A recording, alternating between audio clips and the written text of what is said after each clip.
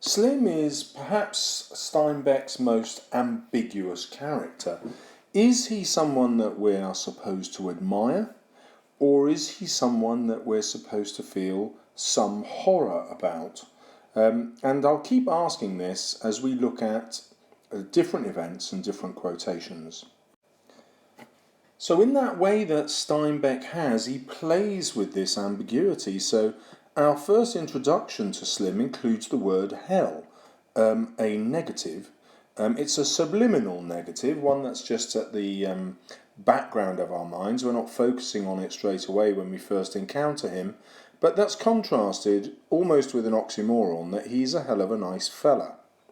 And then he's contrasted deliberately with Curly. Slim don't need to wear no high-heeled boots on a grain team. In other words, his self-confidence and the respect that the other men have for him comes about because of his nature.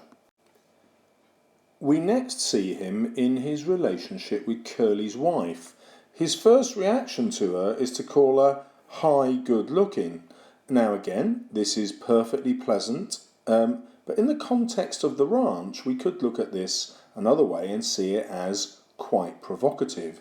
And so again, we've got this ambivalent point of view. And then this humorous attitude he has to her. Well, you ain't trying very hard. I seen him going in your house, he says, as Curly's wife wonders where her husband is. But if we flip it the other way, he's pointing out to her that he knows she fancies him, and that's why he's looking for Slim. She's not really looking for Curly at all. So again, that ambivalence. So are we supposed to admire Slim, or are we supposed to be a bit wary of him? Not only has Steinbeck chosen for Slim to be slim, in other words, not to have anything spare about him, he's lean, attractive, he's also giving him the characteristic of being tall. So this is a man we literally look up to, but also symbolically we look up to. But do we fear him? Should we look up to him? Steinbeck tells us that he's dressed exactly like the other men, and so symbolically perhaps he's suggesting that Slim is the kind of man they could all aspire to be. So even during the Great Depression, they needn't turn on each other, they needn't turn to violence, and indeed they needn't move from ranch to ranch. Through their skill and personality, they can establish an identity that helps them keep work and stay on the same ranch as Slim has done. Well, that's one possibility. But the next quotation actually suggests that Slim's personality is beyond the reach of normal men, with a majesty only achieved by royalty and master craftsmen. However, that again brings back this ambiguity. A master craftsman is obviously someone who's devoted themselves to mastering a skill. They are someone that we should admire. But someone who's royal doesn't get where they are through any intrinsic worth. They're just born into it. So there is an element perhaps of arrogance in Slim here. On balance, personally, I favour the view that Slim is someone that we should look up to, and this innate majesty is meritocratic, if you like. So if we were going to choose our own kings or princes, well, Slim is the kind of person we'd choose. But other times I read the novel and I react against Slim, and I find him quite cruel. So if you explore these two ideas, you're bound to get an A star. Next we discover that everybody on the ranch respects him. His authority was so great that his word was taken on any subject, be it politics or love. In part, this could be a criticism of the other men, not having independent thought, or not considering their own views enough, simply accepting what someone else thinks just because they're really good at their job. So perhaps Steinbeck is suggesting his word shouldn't be taken on any subject. Nobody is an expert on politics and love necessarily. Next, the description of his face is again ambiguous. His face was like a hatchet. It suggests that he's sharp and alert, but clearly, a hatchet being an axe, he's also dangerous and perhaps a ferocious opponent. And indeed, that brings us back to the idea that he might be quite cruel and ruthless. He is also incredibly perceptive. His ear heard more than was said to him. In other words, he takes in the whole individual. Well, that's a sign of someone who's incredibly astute, but the flip side of that, of course, is that he might use this against people to his own advantage. We don't know yet. And indeed, when we get to the end of the novel, I still don't know. Is he using George, or is he supporting him? That's a question we shall come back to. I'm fascinated by the simile used to describe his hands, which were as delicate in their action as those of a temple dancer.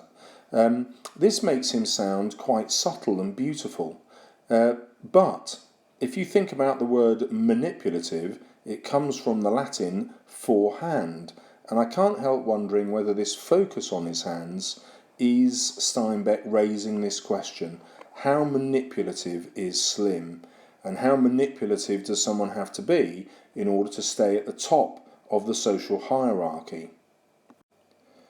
This is the second time that Steinbeck has pointed out that Slim has a crushed hat.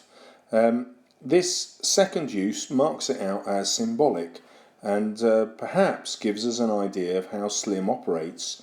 At the back of his mind, perhaps he is intent on keeping control, keeping power, and he doesn't allow other people to interfere.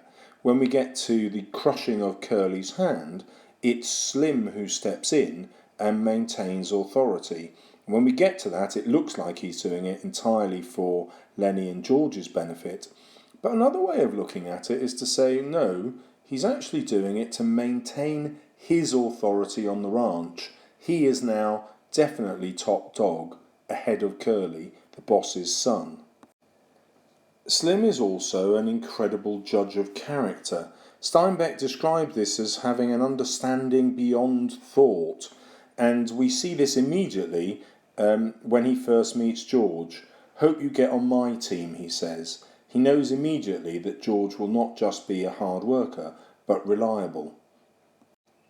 So we ask the question, if Slim is in control, perhaps he deserves to be. His first reported action is actually really callous. So his dog has had 9 puppies the night before. I drowned 4 of them right off. She couldn't feed that many. And there is a terrifying kind of practicality about Slim. So if we look at this with simply cold reason and logic, then this is exactly right. His dog won't be able to feed all 9, and so he kills 4 of them off straight away. And he kept the biggest. There is an entirely logical approach here. But if we think of this symbolically, it's Steinbeck showing us the survival of the fittest. I mean, this is exactly what the survival of the fittest looks like. And when we get to the end of the novel, it's those who aren't fit who have been killed off. Lenny, obviously Curly's wife, Candy is clearly on his way out, and Crooks has no escape in this racist society. The Dream Ranch is not going to come his way. So, although it sounds entirely reasonable, the whole novel is a rejection of this point of view. You know, this is what causes the tragedy in the novel. So again, Steinbeck is playing with us here. Is Slim someone we should admire, or is he someone who should horrify us?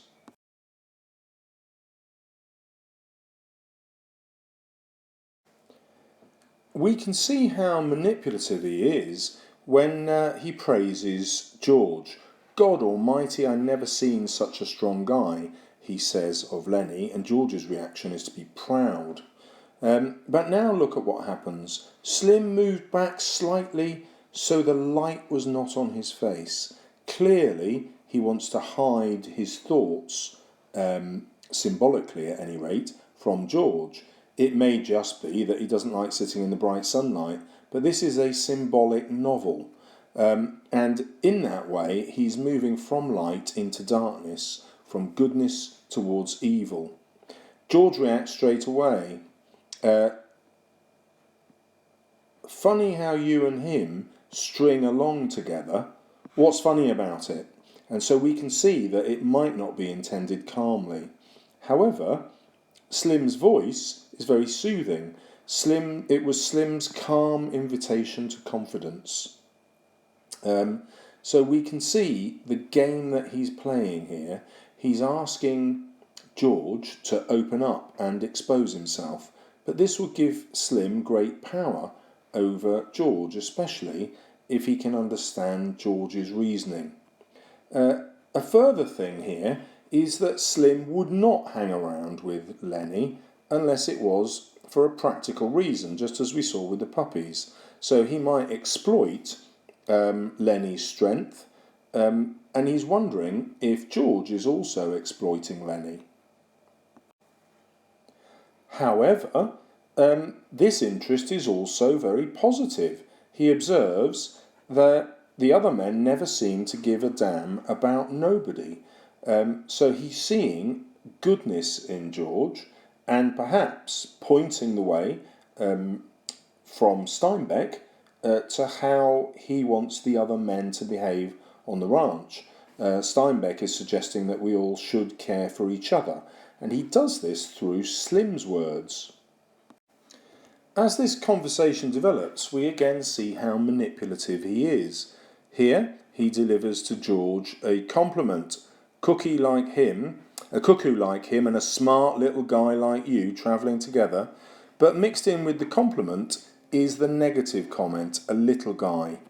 If you go on the web and look at ways to impress or even manipulate women, there's something called the neg, which is short for negative. So you give them a compliment, which makes them feel good about themselves, and then you immediately follow it up with something that's slightly critical, which makes them feel less confident, and therefore they want to impress you in order to win back your approval. Now, obviously, I've never tried this myself, but here we've got Slim operating in exactly that cynical way. So again, quite troubling. This makes him, of course, a really good listener. He just sat back, quiet and receptive. Said Slim. He's not really saying anything, he's just waiting for George to say more.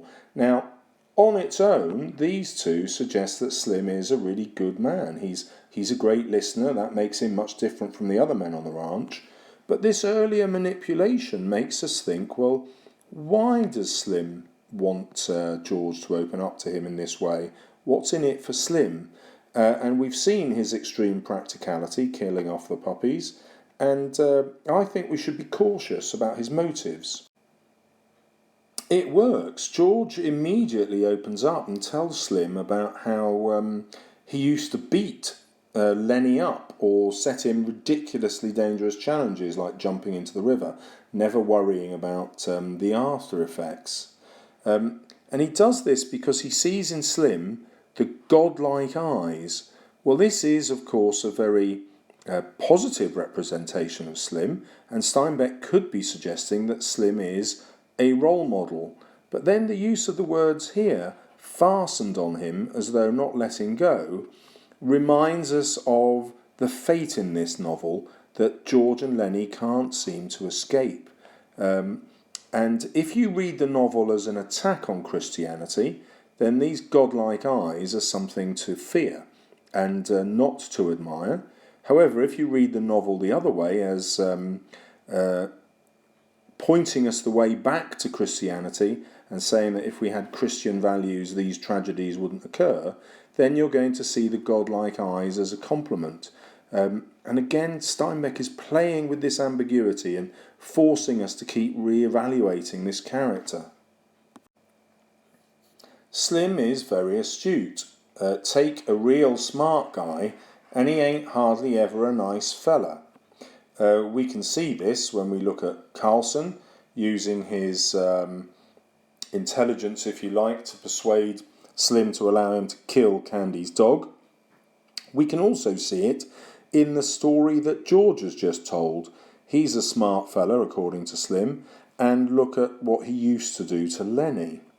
But Steinbeck is also putting these words in Slim's mouth because Slim is a very smart guy, and he's asking us to question whether Slim is a nice fella. Slim decides that the usual men on ranches get mean. They get so they don't want to talk to nobody. So his definition of cruelty is antisociability. They don't want to talk to anyone. And Slim therefore sees himself as someone who is not mean. He's very sociable. He does want to talk. And his message to George is also that George is not mean. However, when we get to the end of the novel, it's Slim who's going to recommend to George that he kills Lenny. And he's going to suggest that that killing is an act of kindness, just like Slim killing off the 5 puppies. Very, very practical, but is it also mean? We can also see how successful Slim's manipulation is when George immediately reveals what Lenny had done in Weed. What did he do in Weed? Asked Slim calmly. And this calmness is what encourages George to continue. He has to repeat the question, but he simply asks it. There's no anger in his voice, it's just completely neutral.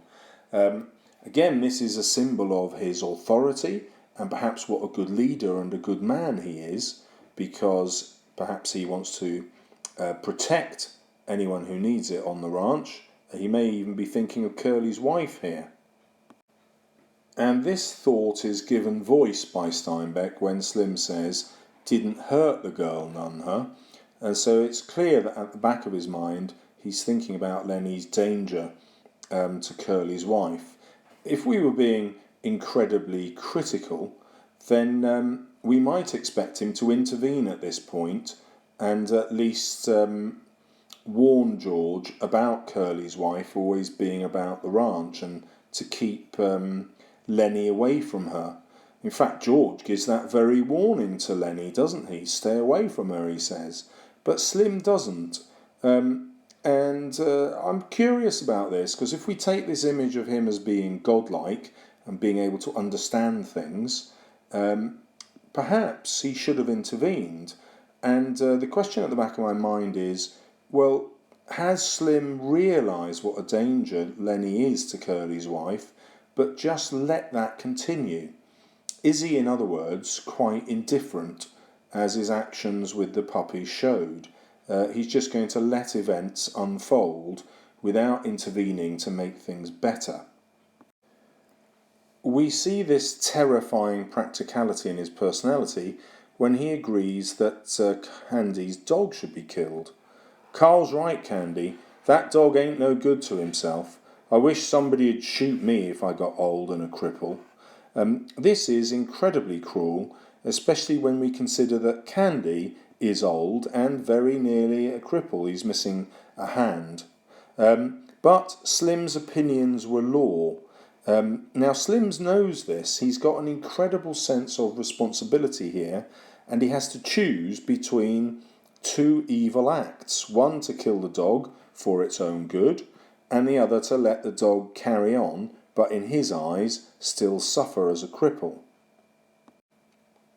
But if we think of all the different kinds of prejudice in the novel that Steinbeck seems to be attacking, sexism, racism, ageism, the prejudice against disability like Lenny's, then we can see that in this statement, Slim seems to stand outside Steinbeck's viewpoint.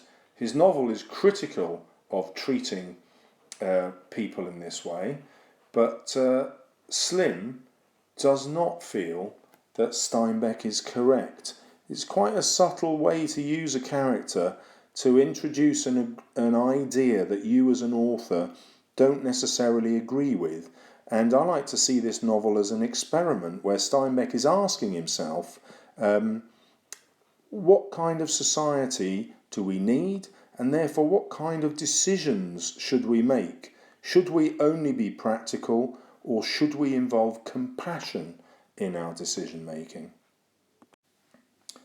For me, Steinbeck dramatises this battle between his own ideas and Slim's when we get Slim's reaction to his decision to allow the dog to be shot.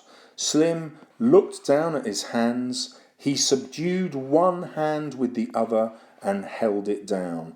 And this is a clear visual metaphor of how Steinbeck is arguing with himself. Just as Slim is, he's subduing what Steinbeck believes is right, compassion, and holding it down with what Slim believes is right, practicality. The next introduction we have to Slim is deliberately flattering. So Steinbeck now deliberately wants us to focus on Slim's positive nature. Crooks comes in and calls him Mr. Slim, as he must, because Crooks is black and has to show respect. But Slim returns that respect. Huh? Oh, hello, Crooks. He's entirely natural in his conversation with him. Crooks isn't referred to here as nigger or stable-buck. He uses Crooks's first name deliberately. He could have just said, hello, or he could have just said, what do you want? But he asked what's the matter, as though he cares about Crooks. And this is very sophisticated, because Slim is giving us a route into not being racist. So if we think of Slim as potentially cruel and manipulative, he still decides that society ought to be fair to everyone, including black men. And what makes that sophisticated is Slim isn't an idealist who's coming in and saying we should all treat everybody equally to have a fair society. We've seen that actually he doesn't believe in treating people equally. He does believe in a hierarchy, his word is law, and he's quite ruthless. But despite that, racism would be a step too far. And this is a subtle way that Steinbeck dramatises how bad he thinks racism is in 1930s America, that even someone as ruthless as Slim wouldn't be racist.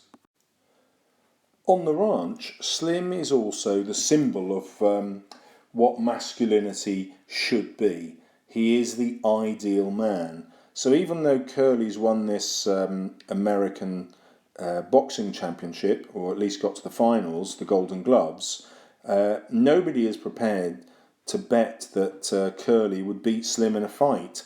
Nobody don't know what Slim can do. So this, if you like, is the symbolic test of a man's worth, his physical prowess.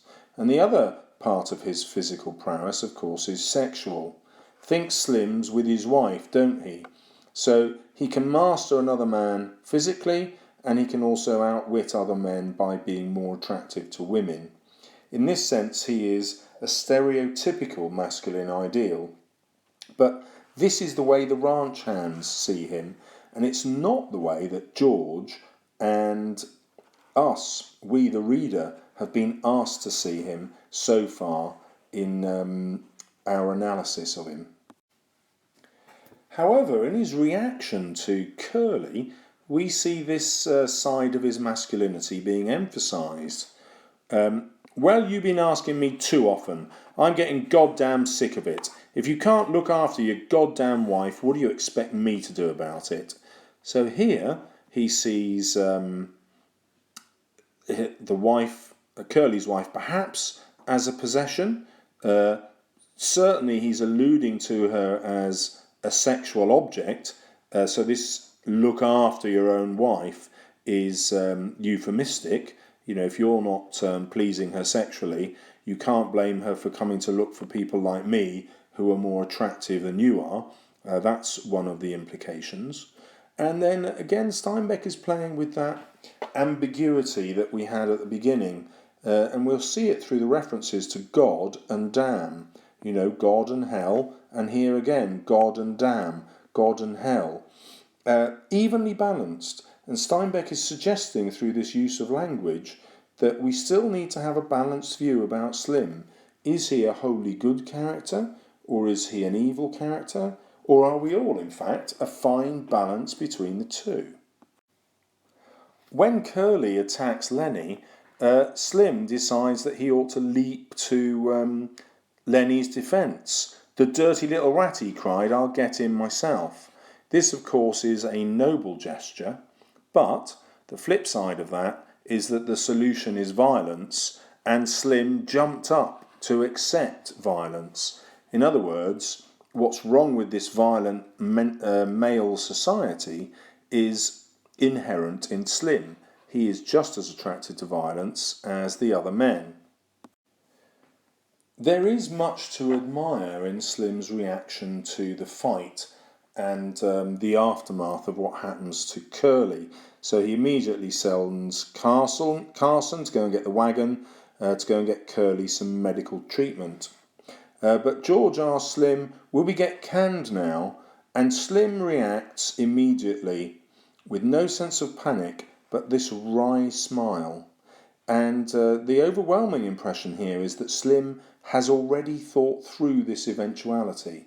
And this is what I mean about him being potentially manipulative. He knelt down beside Curly. He already has a solution to this problem in mind. And symbolically, Curly is at the bottom of the social hierarchy here, and Slim, at the very top, has to stoop to kneel down to get down to Curly's level. So this fight has actually cemented Slim's place at the very top of the social hierarchy in the ranch. Prior to this, the other men could see it, but Curly couldn't. But now, Slim has established with Curly that Slim is much more attractive to Curly's wife than Curly is, and now he's also established that he has some ammunition to use against Curly concerning how this hand got crushed. Slim knows that Curly's masculine pride won't allow him to admit that he got defeated by a ranch worker who's mentally retarded. If you don't tell nobody what happened, we ain't going to. But that gives Slim power over Curly. And Slim explicitly spells this out. And then will you get the laugh when they tell everybody? It's very significant that it isn't Curly who checks what's happened to his dead wife. Then Slim went quietly over to her and he felt her wrist. One lean finger touched her cheek. So the description here is incredibly intimate. On the one hand, it shows his compassion and humanity, but on the other hand, it shows that he has replaced Curly. So this is used symbolically by Slim himself to announce to the other men that he is now the alpha male. He is in charge, even of Curly's wife. It surprises me that most readers don't question what Slim says to George about what will happen to Lenny if he's caught. And suppose they lock him up and strap him down and put him in a cage. That ain't no good, George. So he's painting a picture where Lenny would be forever not just in a prison cell, but actually strapped down. And obviously we would think that it's probably better to die than to be in that condition. However, even if he's right that this is exactly how a hospital would treat Lenny, keep him strapped to a bed for the rest of his life, which I don't think is right, but even if that is right, what do we do to people who are paralysed? Do we instantly kill them off, or do we do everything we can to make their life as comfortable as possible? And I think, a compassionate society does look after its victims. So if Lenny was seen as mad and locked up, I can't imagine that he would actually be strapped to a bed or a chair for the rest of his life. And even if that might happen, there's no way that George could know it would. George simply just accepts it. But I'm not sure that Steinbeck expects us to take Slim's word at face value. He wants us to question these, because these are the very thoughts that allowed him so easily to have Candy's dog killed and so easily to kill his own dog's puppies. To Steinbeck, this is all part of the same ruthlessness. It starts with an animal, the puppies, but it ends in the killing of a human being. We are, of course, all familiar with this idea when we look at Lenny. Oh, yeah, he killed the mouse, and then he killed the puppy, and then he killed Curly's wife. Oh, it's inevitable. But very few readers spot that exactly the same pattern happens with Slim. Slim kills the puppies, and then he kills the dog. He allows it to happen, and then he advocates the killing of Lenny. Exactly the same as Lenny. Just potentially as evil, but the difference between Slim and Lenny is Lenny knows he's done another bad thing, but Slim dresses up the same actions as doing a good thing. And Steinbeck is asking us, is it good? Do we morally justify what Slim is advocating? This is the question that the novel asks. When Slim finds George after he's killed Lenny, our reaction again is deliberately ambivalent. Slim came directly to George. Well, it seems like he's showing extreme concern, and sat down beside him. He's offering companionship, and that's emphasised with sat very close to him. However, another way of looking at this is that he has instantly supplanted Lenny. Slim too is after companionship, which he doesn't have on the ranch, because he's like the prince. He remains there, other hands move on. But perhaps this is an opportunity for him to claim someone else who's going to be a permanent resident, George. Never you mind, said Slim, a guy got to sometimes. And this is extraordinary. He's not saying, I understand why you had to do it. He's saying, a guy got to, as in, this kind of thing happens a lot. It's a coded reference, perhaps, to him having done it himself. Very, very ruthless, killing somebody for a better reason, imagining that you're doing good by killing them. And Slim is saying this is actually a common occurrence, or at least not uncommon. It happens sometimes to any guy. And this could be a way that Steinbeck is suggesting society has moved. So it sees many poor people homeless, possibly dying from lack of food or alcoholism or committing suicide because they've lost everything. And as a society, we're just shrugging our shoulders in 1930s America, just as Slim is. A guy got to sometimes. Sometimes bad things just happen and we've just got to accept them. And Steinbeck again is wrestling with that in this book. Do we just have to accept them, or can we make the world a better place? The final image of the novel is Slim looking after George. But again, it plays with our ambivalence between positive and negative, moral and immoral. So Slim didn't just take George's elbow, he twitched it. Again, we've got this idea of violence, of control. Twitching reminds us of the moment when George has just shot Lenny. It's a violent act, especially in this context. And it asks us how far Slim is controlling George and how far he's controlling George for George's own good, to make him feel better. Me and you will go in and get a drink. This again is a typical masculine solution to a problem, but it's one that allows you to forget the problem, not deal with it. And so Steinbeck again is asking us to question whether this is an appropriate response. George let himself be helped to his feet. Yeah, a drink. And in this reaction, Steinbeck is also suggesting that maybe it's not the best response. George seems to do it slowly and reluctantly. Slim says, "You had her, George, I swear you had her. Come on with me." The repetition of you had her, suggests that actually Slim doesn't believe that George had to do it. He has to keep reiterating the phrase to make George believe. And then again, we've got this need for companionship. Not just come on, let's go get a drink. Come on with me. And that strong sense that Slim has replaced Lenny in George's affections. He led George into the entrance, again controlling, powerful, but is he being manipulative? The entrance of the trail and up toward the highway. On balance, I look at this reference to language here, the highway, and see it as a moral choice. So Slim is leading George towards something better.